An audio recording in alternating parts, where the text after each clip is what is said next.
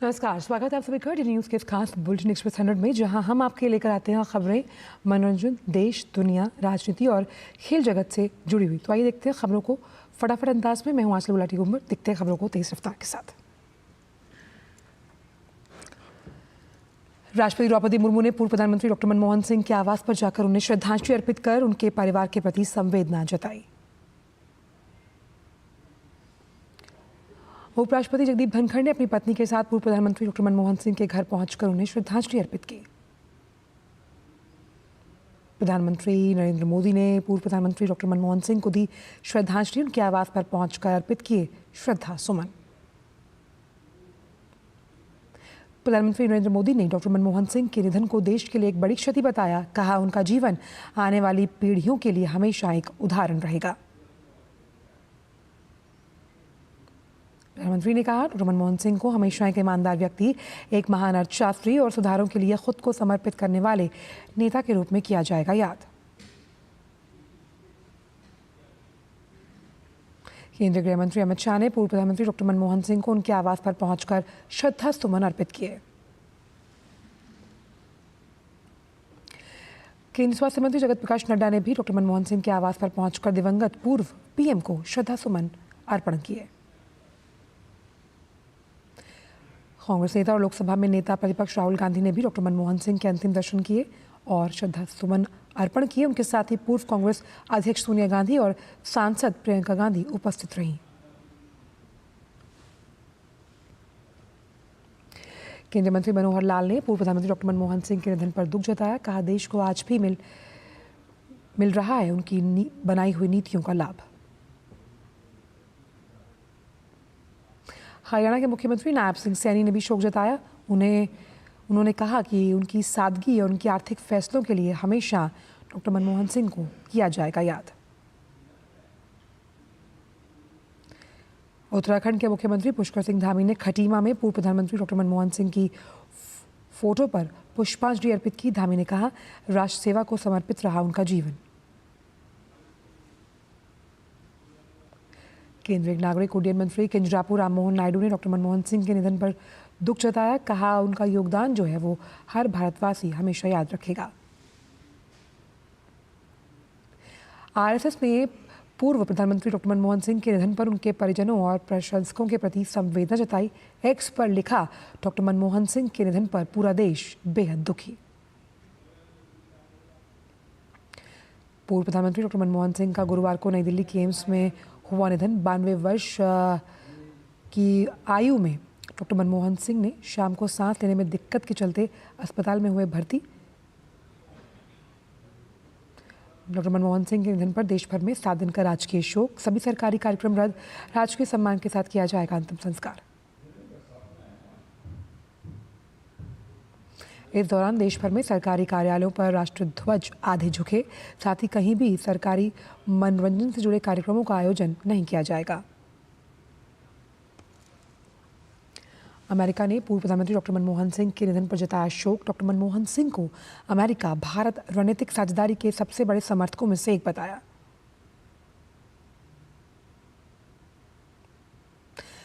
America ने कहा, America Bharat सैन्य परमाणु सहयोग समझौते को आगे बढ़ाने में डॉक्टर मनमोहन सिंह के नेतृत्व की बड़ी भूमिका।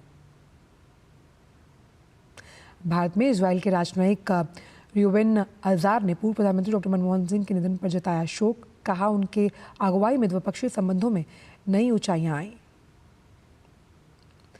डॉक्टर मनमोहन सिंह का जन्म 26 सितंबर 1932 को अविभाज्य भारत के पश्चिमी पंजाब के गांव जो पाकिस्तान में उसमें हुआ था। डॉक्टर मनमोहन सिंह ने 2004 के आम चुनावों के बाद 22 मई को प्रधानमंत्री पद की शपथ ली। वो लगातार 10 साल तक प्रधानमंत्री रहे। डॉक्टर मनमोहन सिंह ने 1991 से 1996 तक भारत के वित्त मंत्री के रूप में कार्य किया, जो स्वतंत्र भारत के आर्थिक इतिहास में एक निर्णायक समय था। डॉक्टर मनमोहन सिंह 1991 से 1996 तक नरसिम्हा राव की सरकार में वित्त मंत्री रहे। आर्थिक सुधारों के लिए उनकी भूमिका को सभी ने सराहा। डॉक्टर सिंह 1998 से 2004 तक राज्यसभा में विपक्ष के नेता रहे। 1991 में सबसे पहली बार असम के राज्यसभा पहुंचे।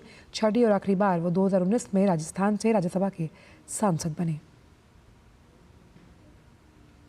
डॉक्टर मनमोहन सिंह 6 बार राज्यसभा सदस्य बने। डॉक्टर मनमोहन सिंह ने संयुक्त राष्ट्र के साथ भी काम किया। डॉक्टर सिंह 1982 से 1985 तक आरबीआई के गवर्नर रहे। मनमोहन सिंह 1985 से 87 तक योजना आयोग के प्रमुख के पद पर भी काबिज रहे। डॉक्टर सिंह को 1987 में भारत के दूसरे सर्वोच्च नागरिक सम्मान पद्म विभूषण से सम्मानित किया गया था। डॉक्टर मनमोहन सिंह ने अपनी शिक्षा कैम्ब्रिज विश्वविद्यालय से पूरी की, साथ ही ऑक्सफोर्ड विश्वविद्यालय से अर्थशास्त्र में डॉक्टरेट की उपाधि से भी वो अलंकृत किए गए। डॉक्टर मनमोहन सिंह ने पंजाब विश्वविद्यालय के अलावा दिल्ली स्कूल ऑफ इकोनॉमिक्स और दिल्ली विश्वविद्यालय में शैक्षणिक कार्य भी किया। डॉक्टर सिंह को कैम्ब्रिज और ऑक्सफोर्ड यूनिवर्सिटी सहित कई विश्वविद्यालयों की ओर से मानद उपाधियां प्रदान की गई थीं। तमिलनाडु में अन्ना यूनिवर्सिटी में बलात्कार के मामले में राजनीति गरमाई। तमिलनाडु भाजपा अध्यक्ष के अन्नामलाई ने न्याय की मांग को लेकर विरोध स्वरूप खुद को कोड़े मारे। दिल्ली की राजनीति में कांग्रेस और आम आदमी पार्टी के बीच खींचतान बढ़ी। कांग्रेस नेता अजय माकन ने आम आदमी पार्टी और उसके प्रमुख अरविंद केजरीवाल पर तीखा हमला करते हुए उन्हें फर्जीवाल करार दे डाला। वहीं दिल्ली की मुख्यमंत्री आतिशी ने कांग्रेस पर बीजेपी से मिलीभगत का आरोप लगाया। कहा, आपको हराने के लिए बीजेपी के साथ गुप्त समझौता कर रही है कांग्रेस। दिल्ली में फर्जी वोटर आईडी मामले को लेकर पुलिस ने ओखला के शाहीन बाग इलाके में केस दर्ज किया। ये शिकायत वोटर आईडी कार्ड आवेदनों में जालसाजी के गंभीर मामलों को लेकर हुई। देश में मौसम का मिजाज बदलने से कहीं बारिश तो कहीं बर्फबारी तो कहीं कड़ाके की ठंड। पहाड़ों में पारा शून्य से भी नीचे लुढ़का। मौसम विभाग की चेतावनी। कहा, हिमाचल प्रदेश, कश्मीर, उत्तराखंड और लद्दाख जैसे पहाड़ी इलाकों में बर्फबारी से ठंड में होगा अभी और इजाफा। वहीं आज सुबह राजधानी दिल्ली के अलग अलग जगहों पर बारिश हुई, साथ ही तापमान में गिरावट से बढ़ेगी ठंड। मौसम विभाग ने हिमाचल प्रदेश में शीतलहर का ऑरेंज अलर्ट किया जारी। उत्तर और मध्य भारत के कई इलाकों में घने कोहरे। राजधानी दिल्ली में एक बार फिर प्रदूषण का प्रकोप बढ़ा। दिल्ली में कई इलाकों में AQI आज फिर 400 के पार दर्ज किया गया। सबसे अधिक AQI नेहरू नगर में 441 दर्ज किया गया। वायु की गुणवत्ता गंभीर होने से यहां रह रहे लोगों की स्वास्थ्य संबंधी चिंताएं बढ़ी। बढ़त के साथ आज खुले भारतीय शेयर बाजार। शुरुआती कारोबार में सेंसेक्स 273 अंकों की बढ़त के साथ 78,745 के पार। निफ्टी 79 अंक चढ़कर 23,829 पर कर रहा है कारोबार। आरबीआई ने भारत में बैंकिंग की प्रवृत्ति और प्रगति रिपोर्ट 2023-24 की जारी। ये रिपोर्ट वाणिज्यिक बैंकों, सहकारी बैंकों और गैर बैंकिंग का वित्तीय संस्थानों सहित बैंकिंग क्षेत्र के प्रदर्शन के बारे में बताती है। चालू वित्त वर्ष की पहली छमाही में बैंक धोखाधड़ी के मामले बढ़े। इनकी संख्या 18,461, जबकि इसमें शामिल राशि 8 गुना से अधिक बढ़कर 21,367 करोड़ रुपए। भारतीय बैंकों ने पिछले एक दशक में दुनिया भर के बैंकों की तुलना में बेहतर प्रदर्शन किया। 20 प्रमुख देशों में शुद्ध रूप से बुरे फंसे हुए कर्ज यानी NPA के मामलों में भारतीय बैंक सबसे आगे। सितंबर तिमाही में भारतीय बैंकों का शुद्ध NPA घटकर 0.57%, जबकि सकल NPA 13 साल के निचतम स्तर पर 2.5% पर पहुंचा। अंतर्राष्ट्रीय ऊर्जा एजेंसी की हालिया रिपोर्ट के अनुसार भारत 2035 तक वैश्विक तेल मांग की वृद्धि की अगुवाई करने के लिए तैयार। इस रिपोर्ट में बताया गया कि भारत इस अवधि के दौरान वैश्विक तेल मांग में लगभग 2 मिलियन बैरल प्रतिदिन जोड़ेगा, जिससे ये पूरे पेट्रोलियम उद्योग का प्राथमिक विकास चालक बनेगा। सरकार ने कम राख वाले मेटलर्जिकल कोक के आयात पर 1 जनवरी 30 जून 2025 तक 6 महीने के लिए लगाया अंकुश। जेनसोल इंजीनियरिंग को 225 मेगावाट की ग्रिड से जुड़ी सौर परियोजनाओं के विकास के लिए NTPC रिन्यूएबल एनर्जी लिमिटेड से 897 करोड़ रुपए का अनुबंध मिला। NTPC ने कहा कि गुजरात के कच्छ के रण में स्थित GSECL सोलर पार्क खावड़ा में इस परियोजना को इंजीनियरिंग, खरीद और निर्माण माध्यम से विकसित किया जाएगा।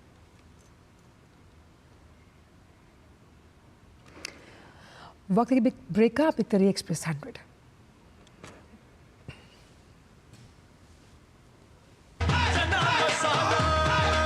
अब छोलिया हो या लोबिया, सफेद चने या काले चने, सब कुछ मजेदार बने।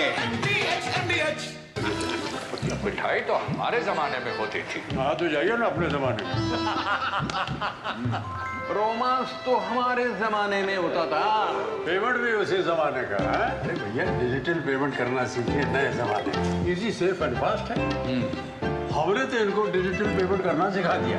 आपने ये सेल्फी लेते हैं, ये हमारे जमाने का है। आरबीआई कहता है कि डिजिटल पेमेंट अपनाओ, औरों को भी सिखाओ। मेरी पसंद, मेरी पसंद, मेरी पसंद, मेरी पसंद है। हमारी पसंद, हम सबकी पसंद। मजबूत देश का मजबूत सरिया हो गया स्टील। ब्रेक के बाद सभी का स्वागत एक्सप्रेस 100 में। अब रुक करते हैं अन्य खबरों का एक्सप्रेस अंदाज में। देश की सबसे बड़ी एयरलाइन इंडिगो की मूल कंपनी इंटरग्लोब एविएशन ने कहा कि आव्रजन ब्यूरो ने 2 यात्रियों के वीजा संबंधी उल्लंघन के लिए उस पर कुल 2 लाख रुपए का लगाया जुर्माना। इंडिगो एयरलाइन ने शेयर बाजार को दी सूचना में कहा कि वो गृह मंत्रालय के तहत आव्रजन ब्यूरो द्वारा पारित आदेशों के खिलाफ अपील दायर करने की संभावनाएं तलाश रही है। जुबिलेंट फूड लिमिटेड ने स्पार्कलिंग पेय और अन्य उत्पाद खरीदने के लिए प्रमुख पेय उत्पाद कंपनी कोका कोला कंपनी के साथ एक समझौता ज्ञापन पर किए हस्ताक्षर। टाटा ग्रुप ने बनाई अगले 5 वर्षों में बैटरी, सेमीकंडक्टर, इलेक्ट्रिक वाहन और सोलर सेक्टर में 5 लाख नौकरियां देने की योजना। रिनल ने लौ और इस्पात श्रेणी में ऊर्जा संरक्षण में महत्वपूर्ण पहल के लिए आंध्र प्रदेश ऊर्जा संरक्षण पुरस्कार 2024 प्रतियोगिता में स्वर्ण पुरस्कार जीता। महाराष्ट्र सबसे अधिक रजिस्टर्ड निवेशकों के साथ शेयर बाजार में निवेशक के मामले में देश के अव्वल राज्य में लगभग 1 करोड़ से ज्यादा के निवेशक। एनएससी की रिपोर्ट के अनुसार शेयर बाजारों में चल रही अस्थिरता के बीच नवंबर में 35 लाख से अधिक नए निवेशक शेयर बाजारों में शामिल हुए हैं। भारत ने आईपीओ के मामले में पूरी दुनिया में नंबर 1 पोजीशन की हासिल। वित्तीय फर्म पेंट्रोमेथ ग्रुप के डेटा के मुताबिक भारत ने अमेरिका से 2 गुने और यूरोप से 2.5 गुना ज्यादा आईपीओ किए लॉन्च। 2024 के पहले 11 महीनों में ही 76 कंपनियों ने 1.3 लाख करोड़ रुपए जुटाए। रिपोर्ट के अनुसार 2025 में 2 लाख करोड़ रुपए से ज्यादा की आईपीओ फंडिंग का नया रिकॉर्ड बन सकता है। आंकड़ों के मुताबिक भारत ने 332 आईपीओ के साथ दुनिया में सबसे ज्यादा आईपीओ पेश किया। अमेरिका 205 आईपीओ के साथ दूसरे नंबर पर और चीन 130 आईपीओ के साथ तीसरे नंबर पर रहा। इजराइल ने यमन पर किए जबरदस्त हवाई हमले। इन हमलों में राजधानी सना और बंदरगाह शाह हुदैदा को निशाना बनाया गया, जिसमें बड़ी संख्या में लोग हताहत भी हुए। वहीं सना अंतर्राष्ट्रीय हवाई अड्डे पर हवाई हमलों में विश्व स्वास्थ्य संगठन के महानिदेशक टेड्रोस अदनॉम गैब्रेयेसस बाल बचे। टेड्रोस अपने संयुक्त राष्ट्र और WHO सहयोगियों के साथ एक उड़ान में सवार होने वाले थे। वहीं संयुक्त राष्ट्र महासचिव एंटोनियो गुतेरेस ने हमले की निंदा की और अंतर्राष्ट्रीय कानून का सम्मान करने का आह्वान किया। उन्होंने इस बात पर जोर दिया कि नागरिकों और मानवीय कार्यकर्ताओं को कभी भी निशाना नहीं बनाया जाना चाहिए। रूस यूक्रेन के साथ संघर्ष को समाप्त करने के लिए शांति वार्ता आयोजित करने के स्लोवाकिया के प्रस्ताव की पूरी तैयारी। राष्ट्रपति पुतिन ने दी जानकारी। पुतिन ने कहा कि अगर ऐसा होता है तो वो उसका विरोध नहीं करेंगे। पुतिन ने बार बार कहा कि रूस कीव के साथ संघर्ष को समाप्त करने के लिए बातचीत के लिए तैयार है। साथ ही साथ उन्होंने यूक्रेन में अपने लक्ष्यों को हासिल करने की बात भी कही। इजरायली अटॉर्नी जनरल ने पुलिस को प्रधानमंत्री बेंजामिन नेतन्याहू की पत्नी सारा नेतन्याहू के खिलाफ जांच शुरू करने का दिया आदेश। पीएम नेतन्याहू की पत्नी सारा नेतन्याहू पर आरोप है कि उन्होंने राजनीतिक विरोधियों और नेतन्याहू के भ्रष्टाचार के मुकदमे में एक गवाह को परेशान किया। विदेश मंत्री डॉ. एस. जयशंकर ने अमेरिका के केंद्रीय सुरक्षा सलाहकार जैक सुलिवन से मुलाकात की जानकारी साझा करते हुए जयशंकर ने एक्स पर लिखा कि आज सुबह वॉशिंगटन डीसी में अमेरिका के एनएसए जैक सुलिवन से मिलकर अच्छा लगा। एस. जयशंकर ने बताया कि रणनीतिक साझेदारी की प्रगति पर व्यापक चर्चा के साथ वर्तमान क्षेत्रीय और वैश्विक विकास पर विचारों का आदान प्रदान हुआ। विदेश मंत्री 24 दिसंबर से अमेरिका के आधिकारिक दौरे पर हैं। भारत और ऑस्ट्रेलिया के बीच खेले जा रहे मेलबर्न टेस्ट का आज दूसरा दिन। भारतीय टीम ने पहली पारी में 5 विकेट पर 164 रन बनाए।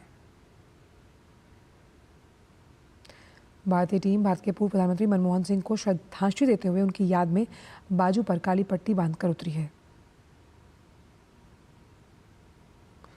ऑस्ट्रेलिया की पहली पारी 474 रन पर समाप्त हुई। ऑस्ट्रेलिया के लिए स्टीव स्मिथ ने टेस्ट करियर का 34वां शतक लगाया।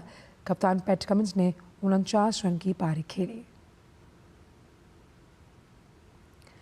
भारत के जसप्रीत बुमराह ने सबसे ज़्यादा 4 विकेट लिए, वहीं रविंद्र जडेजा को 3 विकेट मिले, आकाशदीप को 2 विकेट मिले, जबकि वॉशिंगटन सुंदर ने 1 विकेट लिया। आईसीसी ने विराट कोहली पर जुर्माना लगाया। मैच रेफरी एंडी पॉयक्रॉफ्ट ने कोहली की 20% मैच फीस काटी, साथ ही एक डीमेरिट पॉइंट भी दिया। कोहली पर यह जुर्माना मैदान पर खराब व्यवहार के लिए लगाया गया। कोहली ने 19 साल के ऑस्ट्रेलियाई ओपनर सैम कॉन्स्टास को कंधे से टक्कर दी, जिसके बाद दोनों में तीखी बहस हुई। मेलबर्न टेस्ट में जसप्रीत बुमराह ने अपने नाम एक बड़ी उपलब्धि दर्ज की। बुमराह अंतर्राष्ट्रीय क्रिकेट में सर्वाधिक विकेट लेने वाले 5वें भारतीय गेंदबाज बन गए। भारतीय महिला टीम और वेस्टइंडीज आज 3 मैचों के वनडे सीरीज में आखिरी मुकाबले में आमने सामने होंगी। विजयवीर सिद्धू ने राष्ट्रीय शूटिंग चैंपियनशिप में स्वर्ण पदक जीत लिया। उन्होंने पुरुषों की 25 मीटर रैपिड फायर पिस्टल में शानदार प्रदर्शन करते हुए स्वर्ण पदक पर कब्जा जमाया। प्रतियोगिता का रजत पदक गुरप्रीत सिंह के नाम रहा। राष्ट्रीय निशानेबाजी चैंपियनशिप में माहेश्वरी चौहान और अनंतजीत सिंह नरूका की जोड़ी ने गुरुवार को नई दिल्ली में अपने गृह राज्य राजस्थान के लिए स्कीट मिश्रित टीम का खिताब जीता। प्रीमियर लीग में शुक्रवार को लिवरपूल ने अपनी जीत के सिलसिले को जारी रखते हुए लिसेस्टर सिटी को 3-1 से हराया। जीत के साथ लिवरपूल ने अंक तालिका में शीर्ष पर अपनी स्थिति को मजबूत किया। हॉकी इंडिया लीग का आगाज शनिवार से होगा। इसको लेकर तैयारियां पूरी। इस टूर्नामेंट में कुल 8 टीमें हिस्सा लेंगी। हॉकी इंडिया लीग में पहला मुकाबला टीम गुनासिका और दिल्ली एसजी पाइपर्स के बीच। सभी मुकाबले राउरकेला और रांची में खेले जाएंगे। प्रीमियर लीग में शुक्रवार का दिन चेल्सी के लिए निराशाजनक। देर रात खेले गए मुकाबले में फुलहैम ने चेल्सी को 2-1 से हराया।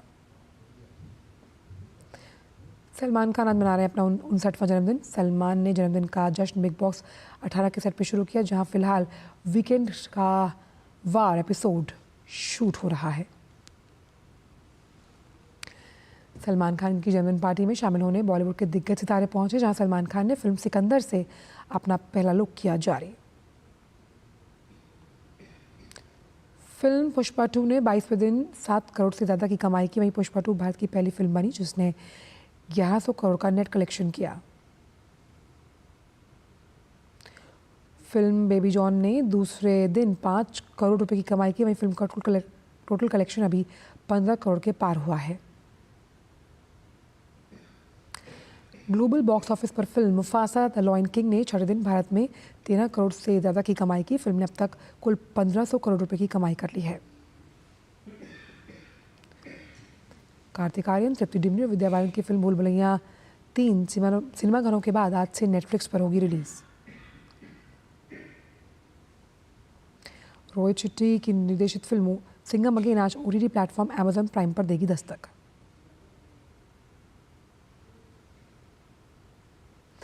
आज ओटीटी प्लेटफॉर्म जियो सिनेमा पर शरद केलकर की सीरीज डॉक्टर्स भी होगी रिलीज। वेब सीरीज पाताल लोक का दूसरा सीजन अमेजन प्राइम पर 17 जनवरी को होगा रिलीज। मशहूर असमिया फिल्म निर्माता पटकथा लेखक भास्कर ज्योतिदास का 51 वर्ष की आयु में कैंसर के कारण हुआ निधन। अभिनेता वामिका गब्बी ने पशु क्रूरता के खिलाफ अपनी आवाज़ की बुलंद। अभिनेत्री ने एक वीडियो शेयर कर फैन से शाकाहारी बनने का किया आग्रह। बोनी कपूर ने दिवंगत पत्नी श्रीदेवी के साथ अपनी केमिस्ट्री के बारे में बताते हुए कहा कि भले ही उनकी ज़िंदगी में कई बदलाव आए, लेकिन इसके बावजूद श्रीदेवी के लिए उनका प्यार कभी कम नहीं हुआ। ऋतिक रोशन की फिल्म वॉर 2 14 अगस्त 2025 को सिनेमाघरों में होगी रिलीज। फिल्म में साउथ अभिनेता जूनियर एनटीआर भी आएंगे नजर। बॉलीवुड अभिनेता अर्जुन कपूर ने अपने सोशल मीडिया पर अपने प्रशंसकों को एक ऑनलाइन घोटाले के बारे में चेतावनी दी, जिसमें कोई व्यक्ति उनका मैनेजर बनकर काम कर रहा है और लोगों के साथ धोखाधड़ी को अंजाम दे रहा है। जूनियर एनटीआर की फिल्म देवरा की निर्माताओं ने फिल्म को जापान में रिलीज करने का किया ऐलान। फिल्म 28 मार्च 2025 को जापान में होगी रिलीज। टीवी में हिना खान जल्दी टीवी सीरियल गृह लक्ष्मी से करेंगी वापसी। कैंसर से जो लड़ाई उनकी लड़ी, उसके बावजूद हिना ने आगे बढ़ने का लिया फैसला। सोशल मीडिया इन्फ्लुएंसर और रेडियो जॉकी सिमरन सिंह गुरुग्राम स्थित अपने अपार्टमेंट में पाई गई मृत। पुलिस ने जताया आत्महत्या का संदेह।